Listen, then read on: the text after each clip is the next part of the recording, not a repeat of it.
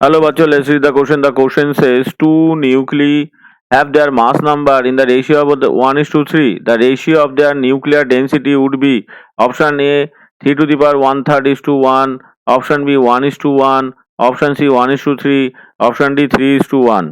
तो हम यहाँ पे जो गिवन डेटा से पहले हम उसको लिख लेते हैं. The given data the mass number ratio A1 is to A2 is equals to 1 is to 3.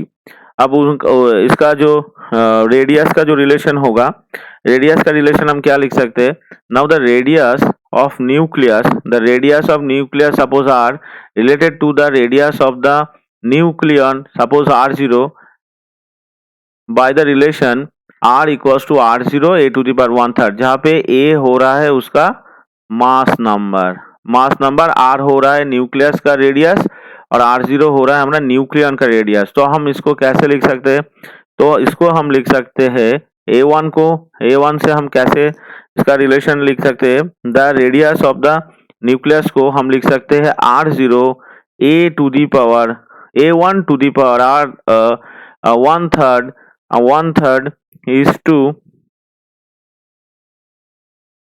is to हम यहाँ से लिख सकते हैं is to R0 A2 to the power 1/3. इसको हम लिख सकते हैं ऐसे. तो ये हो गया हमारा इन दोनों का जो रेडियस है, इन दोनों का रेडियस का जो रिलेशन है, रेडियस का रिलेशन आ गया.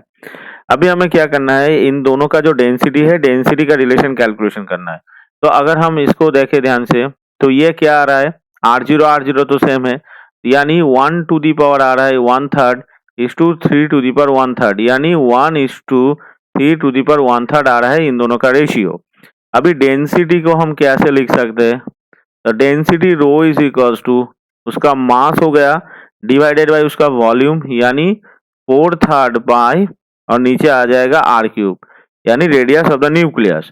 यानी हम रो A1 इस टू अगर रो A2 इसको लिखेंगे तो कैसे लिखेंगे, ये हो जाएगा 1/4/3 पाई, यहाँ पे आ जाएगा हमारा R0³ इंटू यहाँ पे आ जाएगा हमारा A1, यहाँ पे आ जाएगा A1. तो इसको हम वैल्यू डायरेक्टली अगर लिखेंगे तो इसका जो वैल्यू है कितना आएगा, इसका जो वैल्यू है ये आ जाएगा 1, इसका वैल्यू आ जाएगा 1 टू दी पावर क्यूब.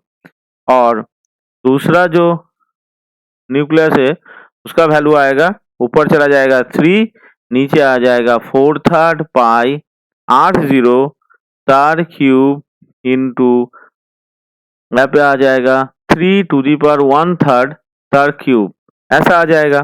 तो इसको अगर हम कैलकुलेशन करेंगे तो हमारा जो वैल्यू निकल के आएगा वो कितना आएगा, 1:1.